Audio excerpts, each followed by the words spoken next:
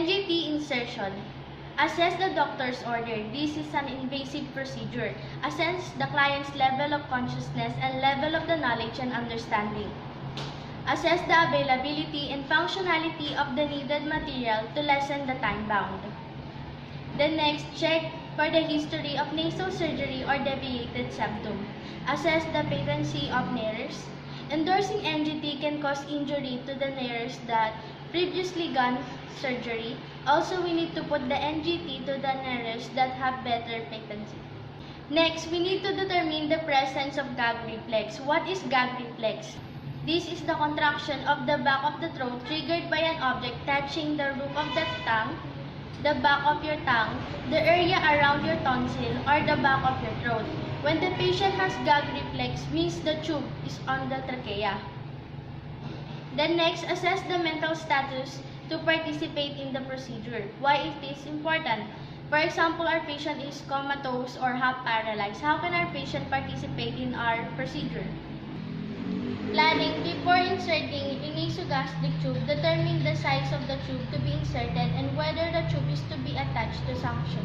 Prepare the following equipments: large or small bore tube, non-allergenic adhesive tape, clean gloves, water-soluble lubricant, facial tissue, glass of water and drinking straw, 20 to 50 mg syringe with an adapter, basin, pH test strip or meter, Rubin dipstick, stethoscope, disposable pad or towel, clamp or plug, anti-reflux valve for air vent, suction apparatus. Next, for the implementation, introduce yourself and verify the client's identity using the agency protocol and explain to the client what are you going to do.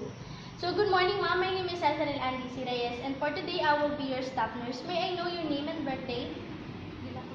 Okay, ma'am, Mrs. De La Cruz. So, as ordered by your doctor, I need to insert or do this procedure, which is nasogastric tube. Have you heard the nasogastric tube before? No.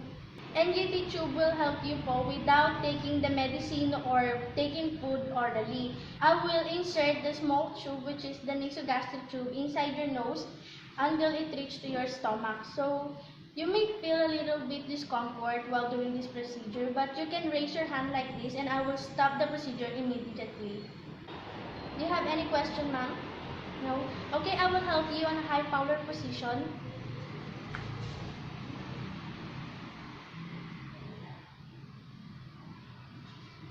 One, two, three. After we assist the patient to a high power position, the head on a pillow. Next, place the towel or disposable pad across the chest.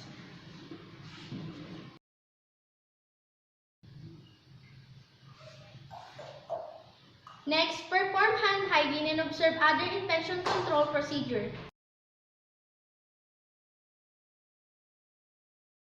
Next, provide clients privacy by closing the door, but remember, do not lock the door, or maybe we can close the curtain. Next, assess for the client's nares. How to check? Close either the right or left nares where the patient has a better oxygenation.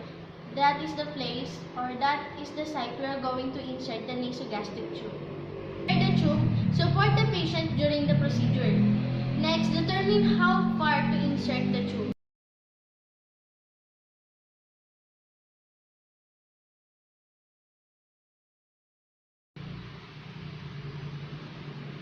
Then mark. Insert the tube, lubricate the tip of the tube well with the water-soluble lubricant or water to ease the insertion. Insert the tube with a natural curve toward the client into the selected nostril. Ask the client to hyperextend the neck and gently advise the tube toward nasopharynx. Stop passing the tube momentarily. Have the client rest, take a few breaths, and take a sip of water to calm the gag reflex. Ascertain correct placement of the tube, aspirate the stomach content, and check the pH, which should be acidic. Then confirm by X-ray.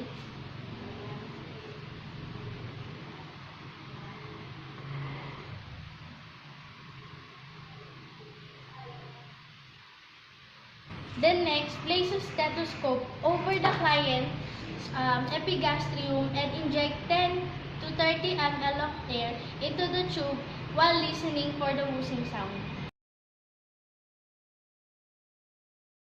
Tubing by taping it to the bridge of the client's nose. Then, for the evaluation, evaluate the patient's response to the procedure, document the procedure and other important data on the client's chart.